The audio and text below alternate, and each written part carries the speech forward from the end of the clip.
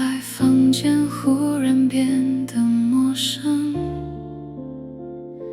昨天的勇敢找不到踪影，心里有盏红灯不停闪动，说这一切不会再有转机。我差一点把低沉的声音当成命运写下的判定，可是这声音曾经来过，也曾在不知不觉中沉默。既然它会来也会经过，就不能替我决定结果。你只是一个讯号，不是最后的宣告。你可以经过我的心跳，却不能替我选择下一秒。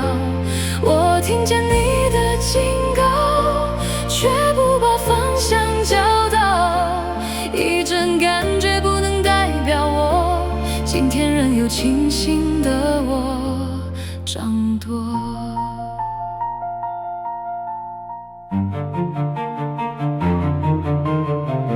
后来房间忽然充满颜色，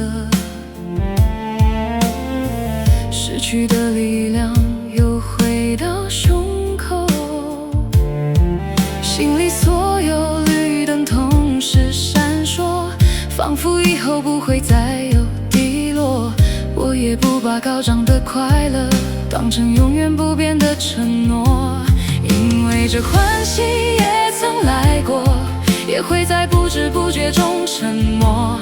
既然高低都不断经过，我就不被任何一刻淹没。你只是一个讯号，不是最后的宣告。你可以经过我的心跳，却不能替我选择下一秒。我听见你的警告，却不把方向交到。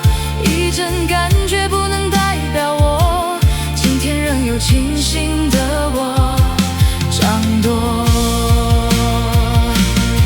我叫得出你的名字，悲伤、怀疑、孤单、恐惧。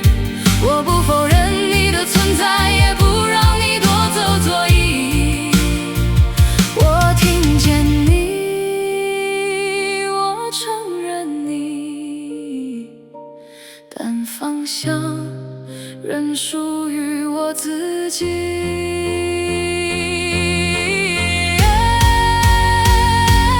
你只是一个讯号，不是最后的宣告。